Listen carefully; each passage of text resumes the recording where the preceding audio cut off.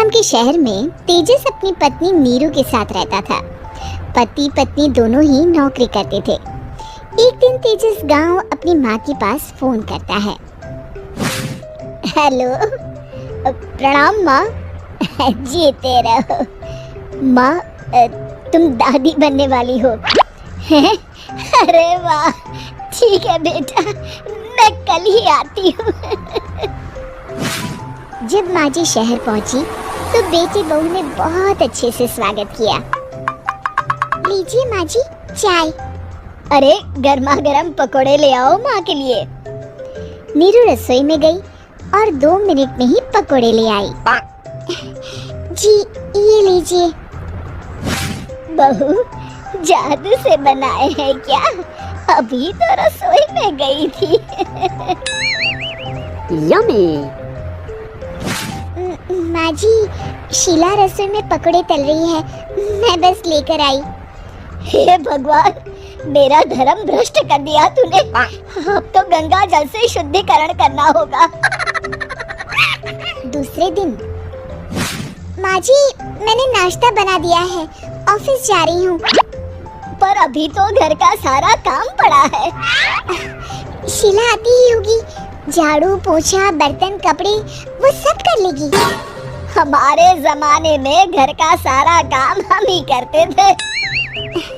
जी माँ जी, आप बहुत होशियार हैं। मैं घर ऑफिस दोनों नहीं संभाल पाती। तो जरूरत क्या है घर से बाहर जाकर चाकरी करने की? वैसे भी घर का काम खुद करने से घर में बरकत आती है, समझी? पर माँ जी, पर वर कुछ नहीं, इस महीने की पगार मिले फिर ऑफिस बंद है। हाँ। रात को नीरू तेजस से कहती है, सुनिए जी, माँ जी बोल रही थी कि मैं नौकरी छोड़ दूं। वैसे ठीक ही तो है, अभी तुम्हें आराम की जरूरत है। फिर भी आराम कहाँ, शीला को छुड़ाने के लिए बोल रही थी। तो अब 24 घंटे में इतना काम तो कर ही सकती हो। पर जॉब पसंद है मुझे, घर पर मन नहीं लगेगा। अगले दिन जब दोनों ऑफिस के लिए निकल रहे थे, मेरी तो कोई कीमत ही नहीं है इस घर में।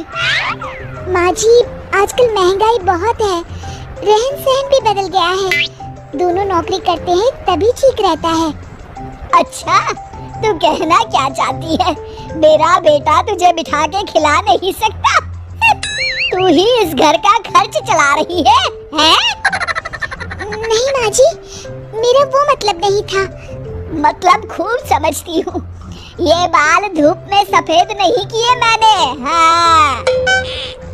अब तो ये रोज का काम हो गया था। तेजस भी रोज की चिक-चिक से परेशान हो गया था।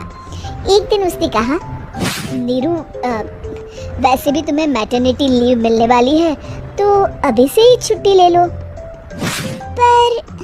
पर क्या, मेरी सैलरी अच्छी खासी है। आखिर नीरू ने रिजाइन कर दिया। जब बच्चा हुआ तो घर में सब बहुत खुश हुए। कुछ दिनों बाद तेजस फाइल देख रहा था। क्या हुआ तेजस, कुछ परेशान लग रहे हो? अब हाँ, वो हमारी जितनी सेविंग्स थी वो तो हॉस्पिटल में और छठी के फंक्शन में खत्म हो गई है नीरू।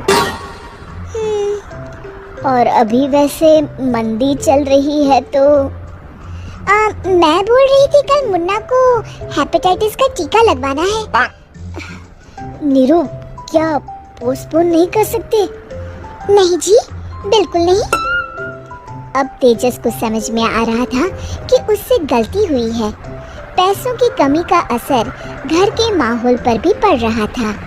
अगले दिन, बेटा मेरा चश्मा और ये दवाइयाँ ले आना, पर्चा देते हुए माँ जी ने कहा। जी। तेजस, मुन्ना के लिए दूध का डिब्बा और डायपर भी ले आना, और ये किराने के सामान की लिस्ट है, इसे भी लाना है। तेजस गुस्से में लिस्ट मरोड़कर फेंकता है और चिल्लाता है, पैसे क्या पेड़ पर उगते हैं? ये ले आना, वो ले आना। अरे पर ये जरूरत का सामान ही है। वो गुस्से में बिना कुछ कहे ऑफिस चला गया। अरे अरे लंच तो ले जाइए। नीरू दौड़कर डिब्बा पकड़ाती है। एक दिन खाना खाने के बाद, नीरू, अब तो मुन्ना कुछ बड़ा हो गया, तो अब तुम वापस ज्वाइन कर लो ना जॉब। पर इस रिसेशन में जॉब मिलना बहुत मुश्किल है, ट्राई तो करो। फिर मुन्ना, माँ जी है ना, और एक फुल टाइम मेड भी लगा लेंगे। पर माँ जी, उन्हें तो पसंद नहीं। तभी माँ जी वहाँ आ जाती है और प्यार से नीरू के सर पर हाथ फेरते हुए बोलती है, अब मेरी समझ में आ गया बहू, पहले के और अब के समय में अंतर है। तुम काम शुरू करो, मुन्ना की जिम्मेदारी मेरी। मेरी प्यारी माँ जी। ये कहकर नीरू उनके गले लग गई। शिक्षा, परिवर्तन संसार का नियम है, हमें भी समय के साथ चलना चाहिए। उम्मीद है कि आपको हमारी ये कहानी पसंद आई होगी।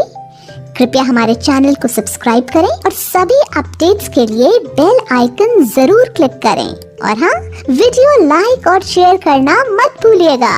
Bye bye.